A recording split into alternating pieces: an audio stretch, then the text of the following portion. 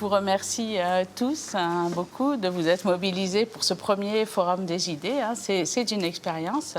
Comme vous le savez, la campagne de Benoît Hamon, c'est une campagne qui est fondée d'abord sur des idées, et des idées qui ne sont pas forcément des idées qui viennent d'en haut, mais sur l'intelligence collective, notre capacité à penser tous ensemble. Aujourd'hui, on va commencer par une question qui est assez discutée en ce moment. Vous savez qu'on a parlé d'une taxe sur les robots.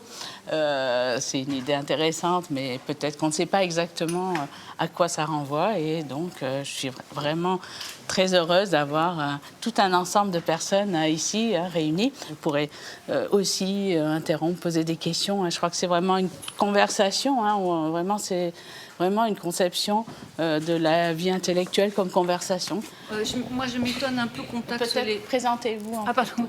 Donc, je suis Annie Guévaver. Je n'ai rien à voir avec les robots, mais je fais partie des militants du collectif Benoît Hamon. Et je me pose la question de savoir le sens de taxer des objets. Par contre, parce que dans ces robots, il va y en avoir de très utiles et d'autres qui seront... De toute façon, ils seront tous très utiles. Il y en a qui seront là dans un but purement humanitaire et pas lucratif, et d'autres qui serviront à, effectivement, pallier à l'embauche d'un certain nombre de gens. Par contre, ce qu'il faudrait taxer, c'est effectivement les produits, enfin les aspects financiers de la chose, ceux qui s'enrichissent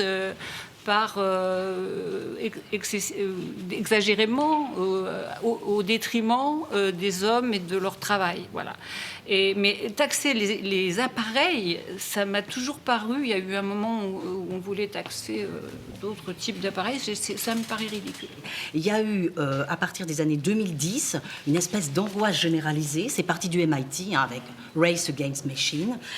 Et puis, alors, la fameuse étude de Frey Osborne en 2013 qui nous dit 47% des emplois vont être supprimés dans les 10 à 20 ans aux États-Unis. Elle a été redupliquée dans le monde entier. Cette étude, elle a fait frémir tout le monde. Elle a paniqué tout le monde. Or, elle a depuis été beaucoup critiquée. Il y a eu une étude allemande qui l'a remise en cause.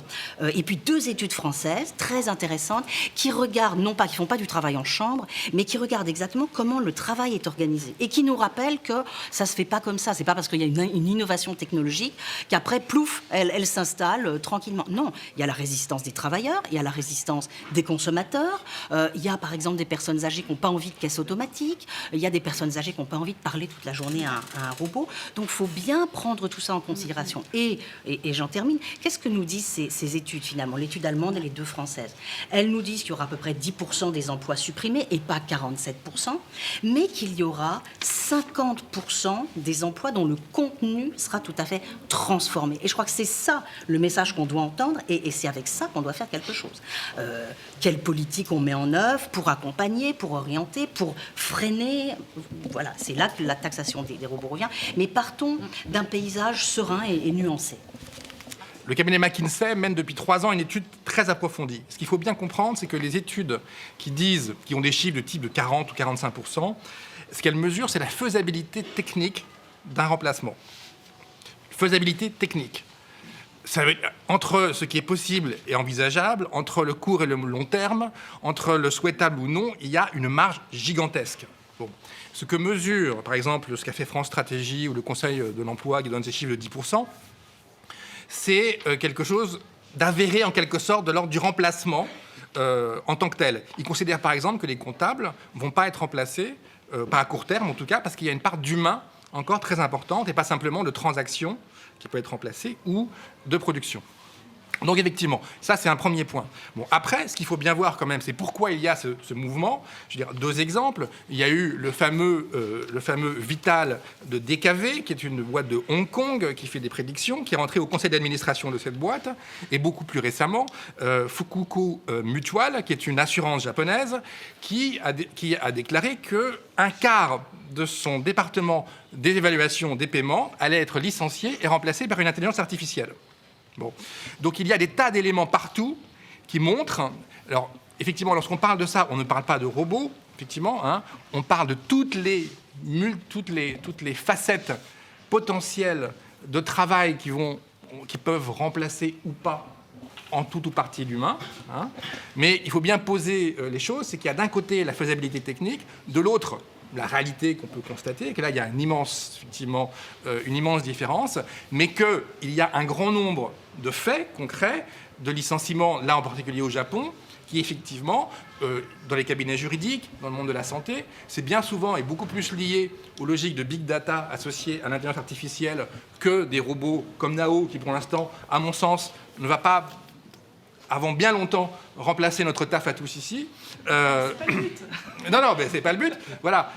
En revanche, et ça c'est un phénomène qui a été montré dans des études depuis très longtemps, on se rend compte que les classes moyennes, potentiellement, pour le coup, sont menacées de manière très très forte par ce qu'on pourrait appeler l'automatisation du travail. L'enjeu, c'est pas le robot, c'est l'automatisation du travail, bien évidemment. Hein, et évidemment aussi que l'enjeu, c'est pas simplement de dire qu'il va y avoir un remplacement mot pour mot, personne pour personne, robot pour individu, c'est des écosystèmes qui se transforment de manière assez profonde. Et l'enjeu, c'est que nous puissions choisir nos écosystèmes plutôt que de nous les faire imposer par Google. Donc, pour la logique de la taxe, l'enjeu, c'est que si, évidemment, il y a des profits importants, une productivité qui se fait par des machines, quelles qu'elles soient, potentiellement, de la même façon que les humains, s'il y a profit via les humains, il y a des logiques de redistribution qui se mettent en place, il faut qu'il y ait aussi des logiques de redistribution par rapport à des mécaniques et des machines. Bon, mais l'enjeu, il est effectivement de cet ordre-là. Ceci dit, quand on prend les études, il y a un vrai phénomène et il y a un tas d'exemples qui montrent qu'effectivement la classe moyenne en prend plein la tronche et va en prendre pendant 20 ans. Alors on n'est pas quand même dans le grand remplacement. Les capacités des robots sont pas totalement quand même celles des humains dans beaucoup de tâches. Donc, oui, c'est les bots en fait. Hein, c'est les bots. C'est les bots. C'est les assistants virtuels. Par exemple, Telenor, en fait, l'opérateur utilise un assistant virtuel qui s'appelle Emma, qui visiblement a 25 ans et qui a remplacé effectivement beaucoup d'opérateurs téléphoniques auparavant. Je ne dis pas que c'est positif ou négatif. Moi, je pense que c'est très positif que des boulots de machines soient faits par des machines. Mais ça veut juste dire que la notion d'emploi, il faut juste la faire disparaître. Oublier l'emploi pour retrouver le sens du travail. C'est quelque chose qui nous enrichirait. Hein, parce que l'emploi, le plein emploi, la croissance, c'est là où il y a un problème. Travail, en effet, mais peut-être on va parler de ces robots et de Nao, puisque vous connaissez bien. Enfin, voilà. Vous connaissez bien en fait ce que c'est que d'être auprès de... Nao et Pepper, oui, je connais bien. Il faudrait d'ailleurs expliquer mieux à tout le monde, éduquer les gens pour qu'il y ait moins de peur par rapport à ces machines. C'est le moment, hein, c'est ce qu'on fait aujourd'hui. Hein. Mais je vais revenir quand même 2 secondes sur ce que vous venez de dire. Moi, je participe aussi à l'initiative IA, dans le groupe qui cherche donc à raisonner sur les impacts socio-économiques de l'utilisation de l'IA dans le travail. Et au sein de ce groupe, je me suis intéressée à l'acceptabilité, la confiance, et à montrer qu'il fallait faire attention, qu'il y avait certains risques qui pourraient être transformés dans des atouts si on les considère. Par exemple, dans les travaux qui sont liés à l'émotionnel, qui sont liés au corporel, qui sont liés à la créativité, qui sont liés aux décisions, il n'est pas souhaitable que ce soit des IA qui fassent le travail des humains, ou alors encadrés. Et ces choses-là, on ne les entend pas. On ne sait pas, dans ces secteurs, dans ces dimensions, finalement, combien on a de travail, de métiers qui sont liés à ça. D'autre part, lorsqu'on parle de taxer en fait des industriels sur ces sujets de remplacement des humains par de l'IA, moi je pense que la première chose qu'on devrait demander à des industriels, c'est de former les gens qui licencieraient. Donc au lieu de redistribuer comme ça, on ne sait pas tellement où, il faut quand même que les personnes qui vont être les premières à avoir la répercussion, si vous voulez, de l'utilisation de l'IA, qu'elles soient impactées et qu'on leur propose des formations, pas à court terme, des vraies formations. Formation sur quoi? Parce que c'est pas évident qu'on va savoir quels sont les nouveaux métiers. On va créer des nouveaux métiers. Hein. On va créer vérificateurs. En sociologie, il y a pas mal de travaux, par exemple, sur les caissières ou sur les guichets bancaires, etc. Les caissières, c'est très intéressant parce que, pas mal ont quitté leur caisse manuelle là, pour aller surveiller des îlots de caisses automatiques. Ce qui est intéressant, c'est qu'elles disent que le boulot est infiniment plus dur.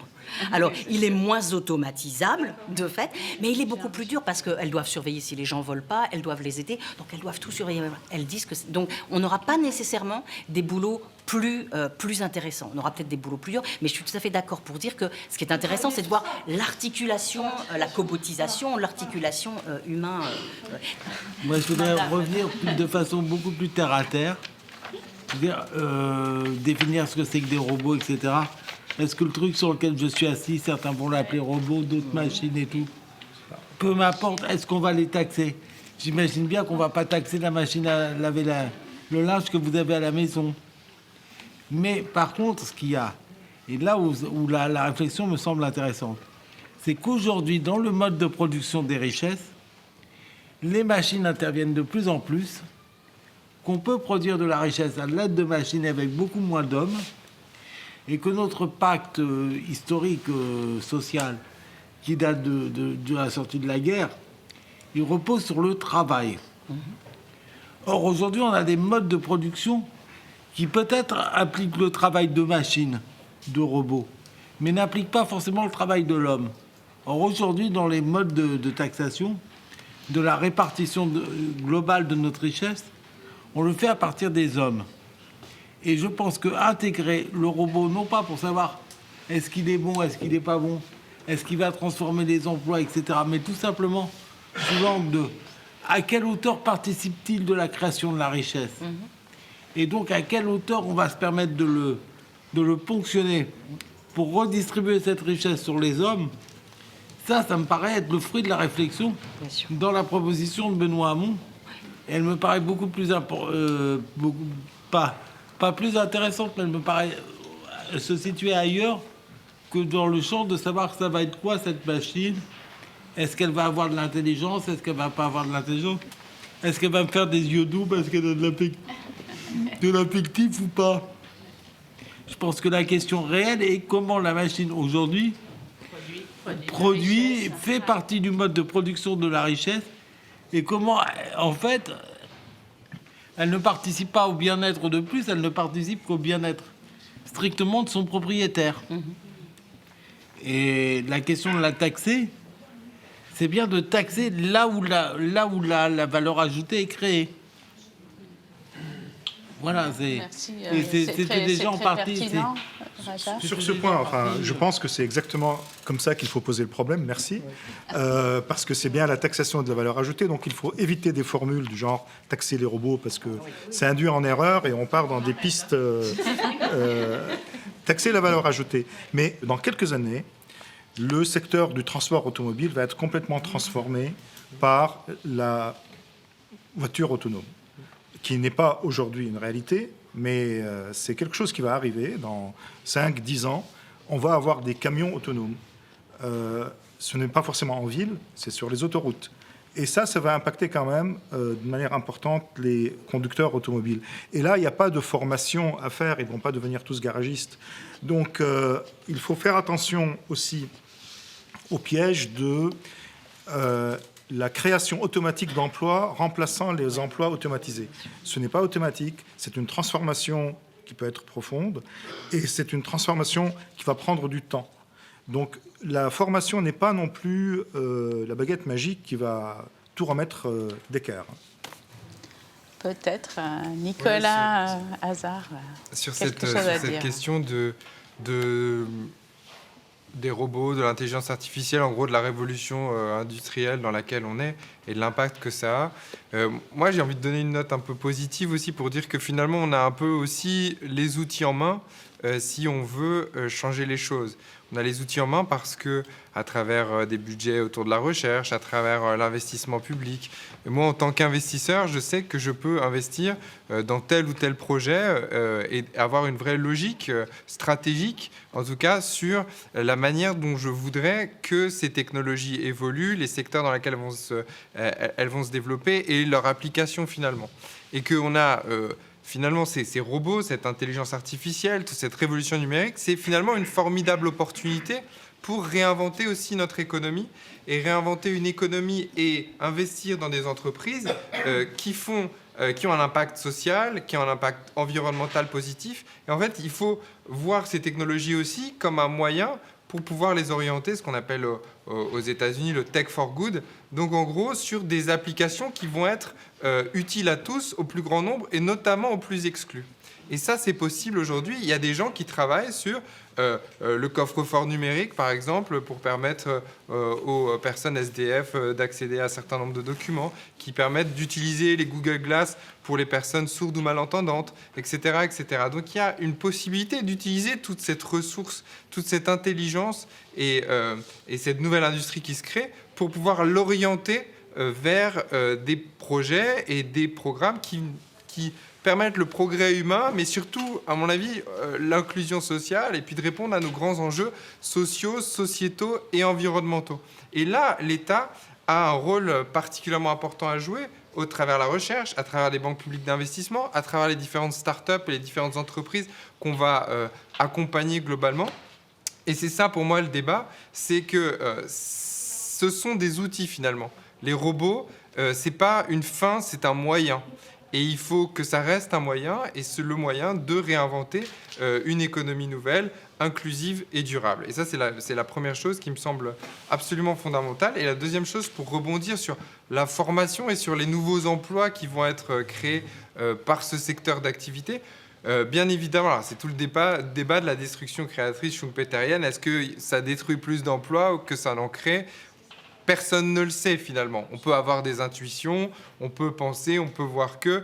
Mais c'est vrai que Thomas Piketty répétait que la deuxième révolution industrielle, à l'époque, c'est des changements absolument gigantesques. Et on pensait aussi, on avait un peu les mêmes débats sur la fin du travail, sur sa transformation, etc., etc.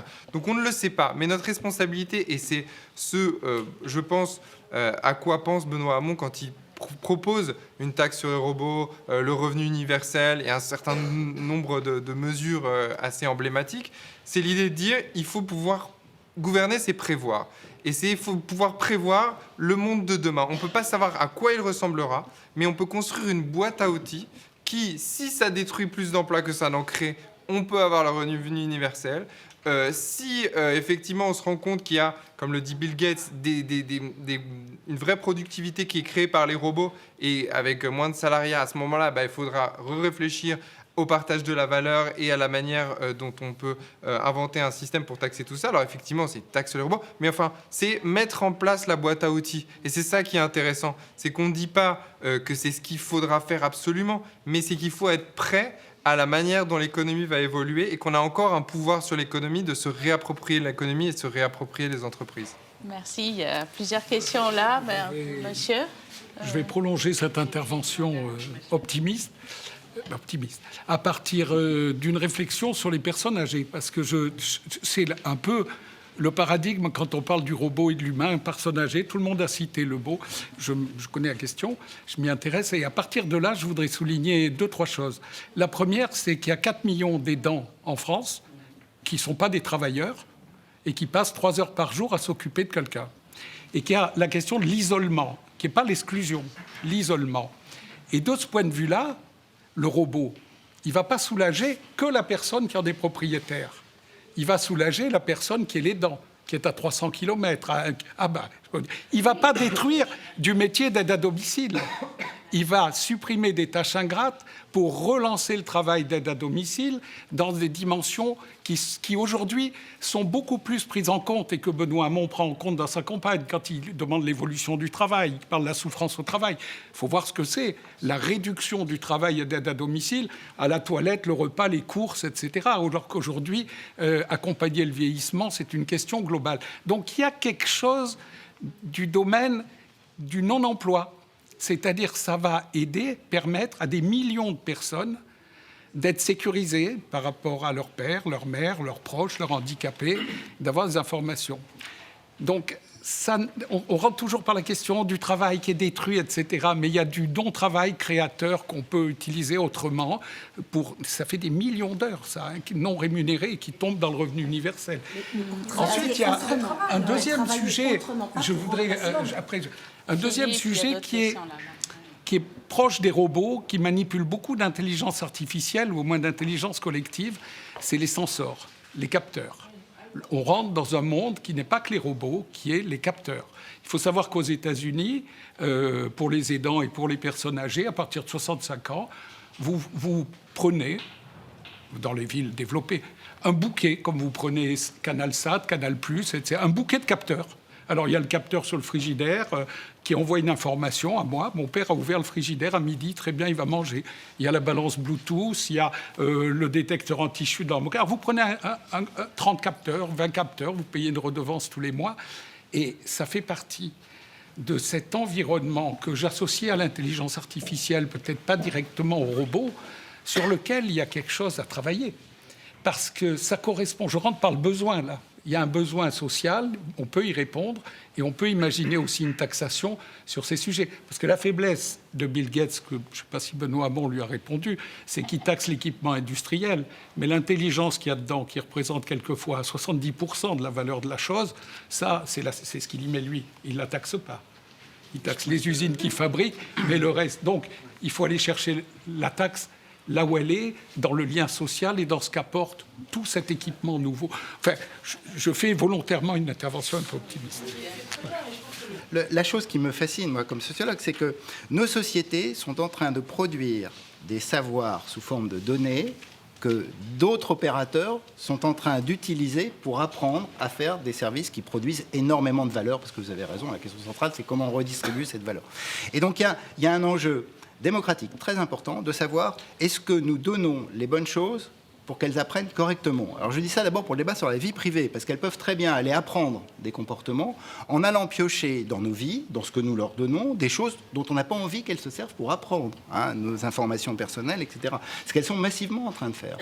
Et puis par ailleurs, il y a un enjeu qui est de redistribution de la valeur, c'est que une taxation sur le fait que pour avoir produit ces services de grande qualité en intelligence artificielle, elles ont exploité énormément de données personnelles et que ça, il faut le redistribuer absolument. Et alors là, il me semble qu'une taxation est absolument nécessaire. C'est-à-dire, c'est une évidence.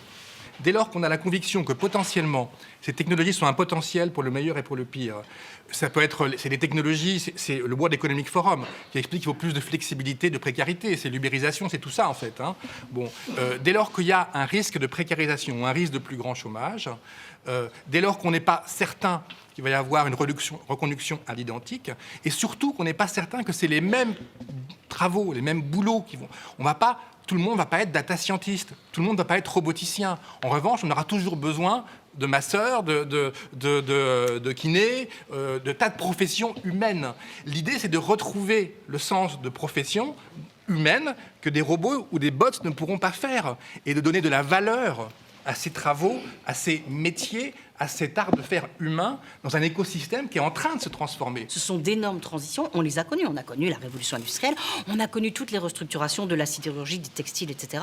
Très franchement, on les a pas du tout bien organisées. Qu'est-ce que ça veut dire ? Ça veut dire que les gens ont été laissés sur le bas-côté. Est-ce que ce sont de nouvelles personnes qui ont travaillé dans les nouveaux emplois ?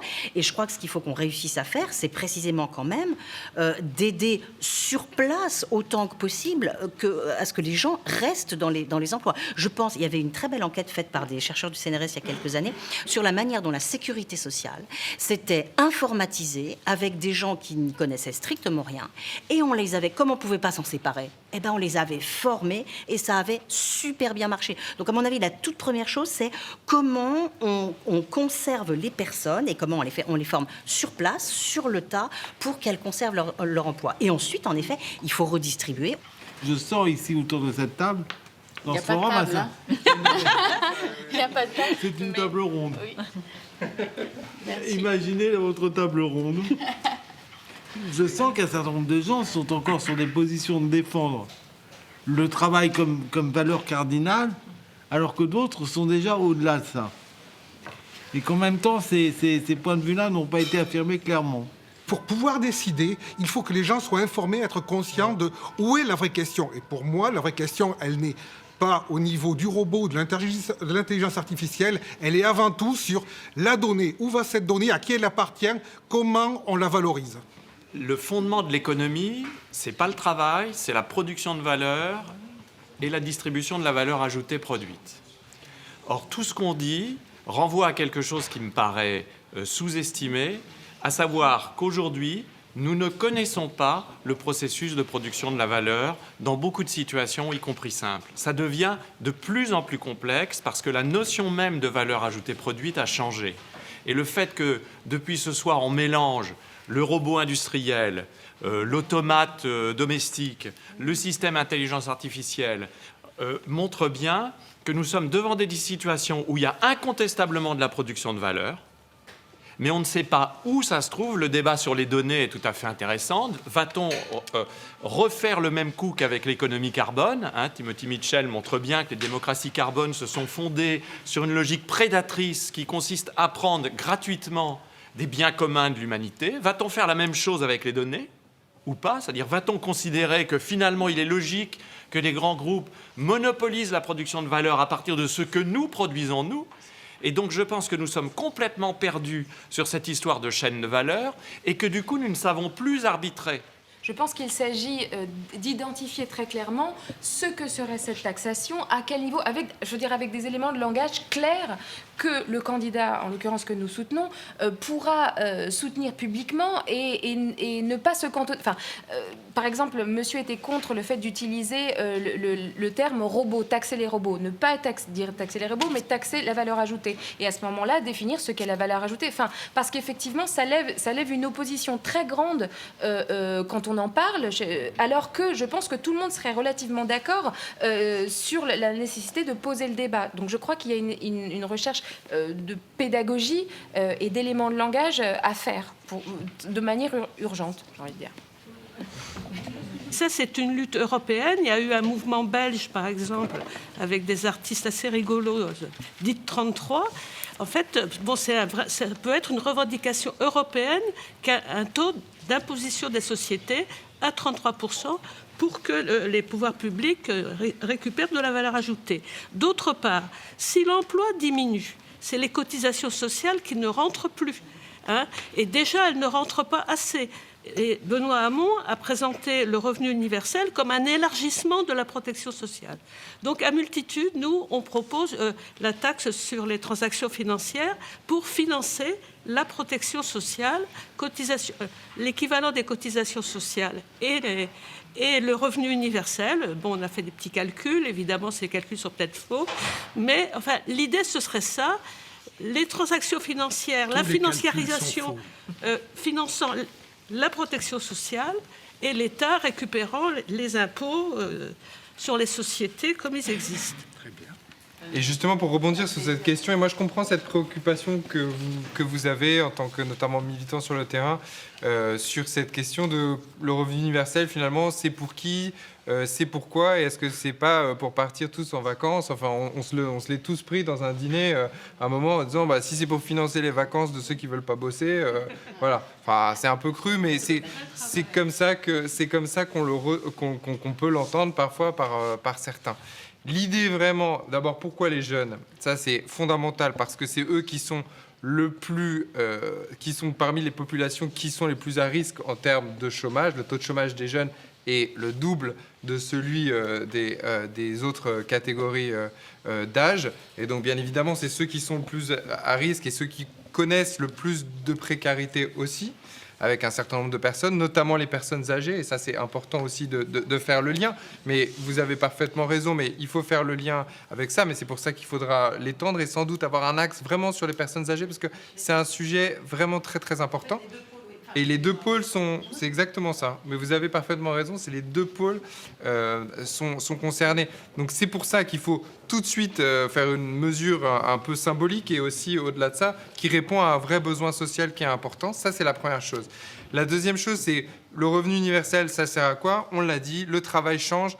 On n'est plus dans une économie des 30 glorieuses où on avait le robot, mais d'un côté les robots, mais en même temps, pas de chômage de masse. Aujourd'hui, on est dans un chômage de masse chronique. La seule manière de faire baisser ce chômage de masse, c'est finalement de créer un peu des précarités. On le voit en Allemagne, on le voit en Angleterre, les postes qui sont créés, qui font effectivement baisser le chômage, mais qui en même temps créent de la précarité. Donc c'est quel modèle de société on veut. Et par rapport à ça, effectivement, aujourd'hui, avant, on avait un diplôme et on pouvait travailler dans le même domaine pendant 42 ans et demi. Aujourd'hui, c'est sûr que la génération qui vient de se diplômer n'aura jamais le même travail et devra évoluer tout le temps. Je voulais juste rajouter que vous disiez, je comprends que ça serve pour se former, mais pas seulement. Nous, dans le 11e, les gens qui sont au RSA vous en avez la grande partie, ce sont des artistes, ce sont des plasticiens. Donc je pense que l'on doit aussi avoir cette dimension, que ce n'est pas uniquement pour trouver un emploi systématique.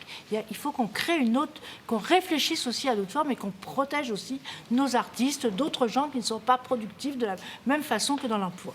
Voilà. Je crois que c'est vraiment un des buts du revenu universel. C'est justement de protéger et d'aider ces formes de productivité, de créativité. Je crois qu'on est vraiment d'accord. Et conclusion. C'est la question première, en fait. Et dans la logique de cette taxe des robots, c'est-à-dire de cette création de richesse, guillemets. Alors, on n'espère pas uniquement financière via les machines. Question du revenu universel, c'est un investissement, le revenu universel. Lorsqu'on regarde toutes les expériences qu'il y a eu en Ouganda, qu'il y a eu au Canada, qu'il y a eu partout, on se rend compte qu'au contraire de ce qu'on pouvait imaginer, les gens ont été en quelque sorte redevables et ont au contraire créé, en quelque sorte, créé en tant qu'artistes, créé pour monter leur boîte ou ainsi de suite. On voit que c'est un investissement, c'est une liberté qui s'ouvre, mais pas au nom d'une valeur rancie, d'une valeur travail un petit peu fatiguée, mais au nom d'une valeur qui effectivement est celle d'une richesse spirituelle et intellectuelle que nous devons trouver, un autre type de valeur qui va avec la transition écologique, c'est-à-dire d'une valeur qui ne soit pas destructrice de nos environnements intellectuelle, spirituelle et autres, mais au contraire, qui soit productrice quelque part de singularité, tout simplement. Donc, alors après, taxe robot ou pas, il faut taxer la création de richesses financières via l'automatisation. On taxe les profits, la plus-value via l'automatisation. Il faut repenser le travail. Le travail n'est pas le labeur. Donc je reprends avec Hannah Arendt la définition du travail et passer à autre chose que la définition stricte du travail qui est compris comme labeur. La deuxième chose, c'est que le revenu universel est une vieille idée qui remonte à Thomas More, à l'utopie. Et ce n'est pas une idée qui est liée à l'automatisation, c'est une idée sur justement la création et la préservation du lien social et de la société. Si vous n'aimez pas le revenu universel, essayez la pauvreté universelle. Donc c'est comme ça qu'il faut, je pense, poser le débat et non pas trop lier l'automatisation, la taxe robot avec le revenu universel. C'est un immense... Enfin, moi je pense que l'idée de Benoît Hamon est excellente parce qu'elle pose le débat correctement. Mais le débat commence. Il ne se termine pas avec la proposition.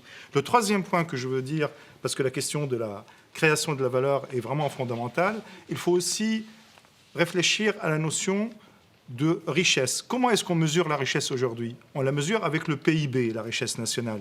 C'est ce qui est absolument... Voilà, tout le monde est d'accord. Il faut reprendre justement la définition de la richesse et de la notion de PIB, regarder la notion de bien-être. Il y a énormément de travaux sur la notion de bien-être, sur la mesure du bien-être. Et donc, finalement, il faut complètement reposer tout l'ensemble de la problématique et non pas la prendre bout par bout. On est en train de perdre relativement la bataille sur la production de l'intelligence artificielle de tas de points de vue, puisque c'est une production privée, ou alors c'est des choses qui se font dans des laboratoires avec des cohortes et des gens. Et c'est le produit de la défaite des syndicats sur la question de l'informatique. Parce que les CHS, les syndicats n'ont jamais travaillé réellement dans les entreprises sur les progiciels. Et pourtant, il y avait des services informatiques de 200 personnes avec des sous-traitants extraordinaires. Moi, j'ai travaillé à l'agriculture. On faisait des aides agricoles, on produisait des systèmes informatiques inhumains pour les agriculteurs comme pour les gens qui travaillaient derrière. Voilà. C'est une bataille qui n'a jamais été menée dans les entreprises jusqu'au bout. C'est-à-dire de comment on agit en amont de la production du logiciel et pas comment on juge le logiciel. Peut-être qu'il y a quelque chose à réfléchir dans la campagne de Benoît Hamon sur la manière citoyenne, démocratique et syndicale d'intervenir sur cette question de l'intelligence des logiciels et des applicatifs. Je ne parle pas de la restructuration du processus de travail, ça les syndicats ils savent faire, voilà. Mais en amont, peut-être qu'il y a quelque chose à creuser là-dessus. Donc c'est Les l'intelligence. syndicats. Mobiliser les syndicats là-dessus. Et ils viendront au revenu, universel. En amont, c'est tout à fait Et ils viendront au approprié. revenu universel, les syndicats. Et c'est vrai que c'est l'intelligence collective artificielle, ça va être finalement notre nouveau mot d'ordre. Déjà le pouvoir, à l'heure actuelle, de pouvoir saisir des experts en nouvelles technologies. Le problème, c'est que les entreprises ne les paient pas. Ça existe déjà comme initiative. Il y a par exemple un Digi Social Lab qui a été fondé entre les syndicats SFDT, excuse-moi, je donne les noms, la SNCF, la DRH, et accolé à Sciences Po, et donc avec une boîte aussi, et ils réfléchissent sur l'utilisation d'outils IA dans l'entreprise avec les syndicats. Voilà. Une chose qui existe. On essaie de dire dans l'initiative IA dans laquelle je participe que ceci, il faut le reproduire dans différents secteurs et que c'est une excellente idée. Taxer les profits de l'automatisation me semble a priori plus compliqué, mais beaucoup plus juste, parce que ce qu'on veut taxer... Non, c'est trop compliqué. La valeur extraite de l'intelligence collective des individus. Je pense qu'on va arrêter avant de trouver une formule encore plus compliquée. Et jusqu'à maintenant, il y a encore du travail. Donc, je pense qu'on va... Je suis désolée. Je suis ravie que cette discussion soit aussi animée. Je pense qu'on peut continuer. On pourra continuer autrement et voilà, rester là pour discuter. Je pense qu'on va malgré tout arrêter cette discussion et ce premier forum des idées. Je crois qu'on a vu à quel point c'est vraiment une forme de réflexion collective et réellement collective avec tout le monde et extrêmement productive. Donc je remercie collectivement tout le monde et je vous dis à la prochaine fois. Merci Sandra.